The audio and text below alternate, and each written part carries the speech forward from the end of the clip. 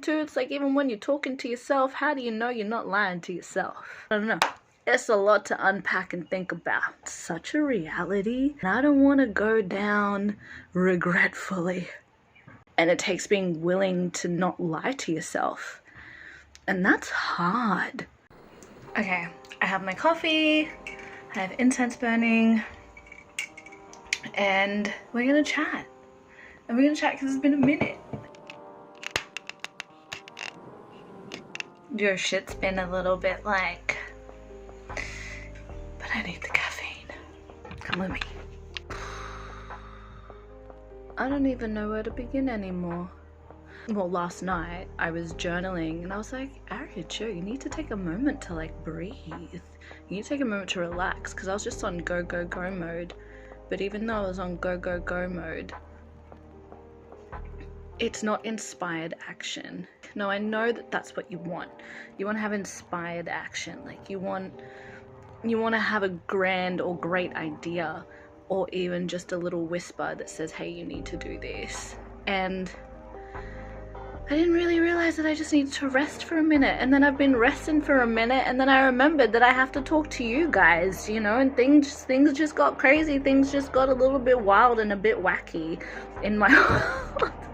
I've learned a lot, but the one thing that I really learned was to rest and just take a minute and just breathe, but not actually rest and take a minute and breathe because you know you're taking Sunday off when you're working 6 days a week. It's like, no, actually take a minute and come back inside your body and rest your mind, because if your mind is anything like my mind, oh my god, it could, the chatter that can just go on, it's noisy and it can get busy. And then I was listening to a podcast on Spotify called Think and Grow. I'll link everything that I've been listening to and all that sort of stuff lately. And there was a guest on there, I forget his name, but he said something along the lines of, you have to remember, you're not your thoughts, you're just the one who can hear them.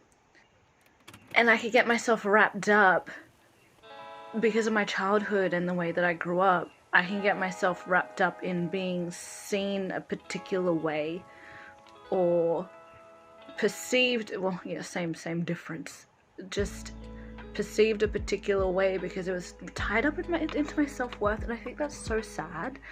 And when I realized it really hurt.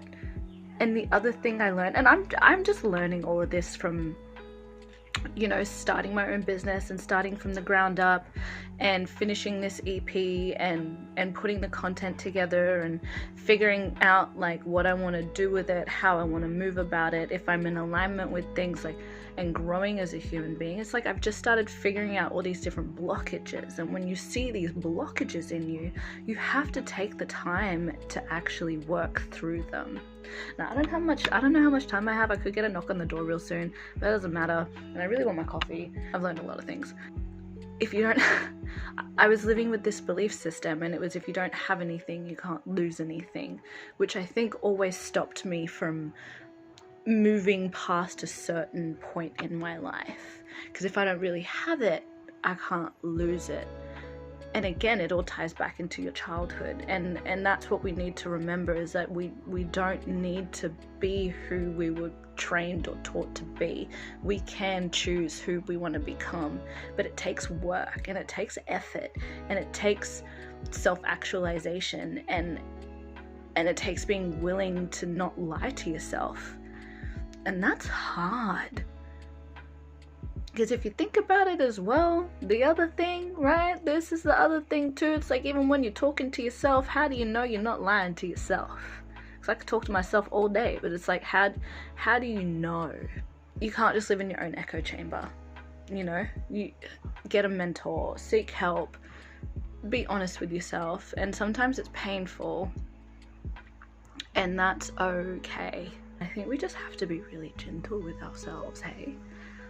I'm sorry if there's too much boobage. These are all learnt belief systems that are ingrained in us and taught to us by our external environment. it is not who we are as the essence of our being. That is not who we are, because within our spiritual DNA, we are deserving and we are abundant, and we need to remember that and work through any sort of trauma and work through any sort of negative belief systems that we have that are going to stop us from being the better versions of ourselves to actually help people. And that's why I also wanted to have this conversation today, because I completely forgot in getting so soaked up in trying to learn how to run a business, trying to learn how to do this, trying to figure out what I want to do with my new music.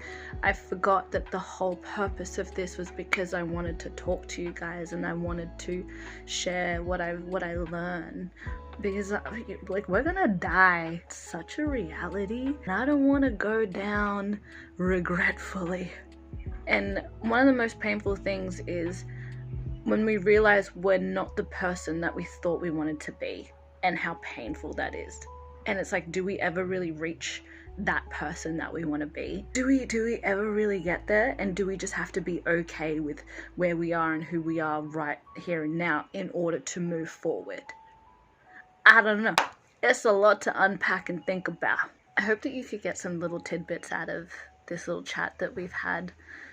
Sorry, the setup is kind of whack, and I'm holding my little tripod thing, and I don't have my coffee. Just, I don't know, comment below, do what you gotta do, share it, subscribe, like, comment, all that good stuff. I'm gonna aim to be more consistent when it comes to these videos. I'm gonna be more consistent in talking to you and sharing the things that I've learned. Also, remember to love yourself, trust yourself, honor yourself, follow your intuition. You're good. Bye.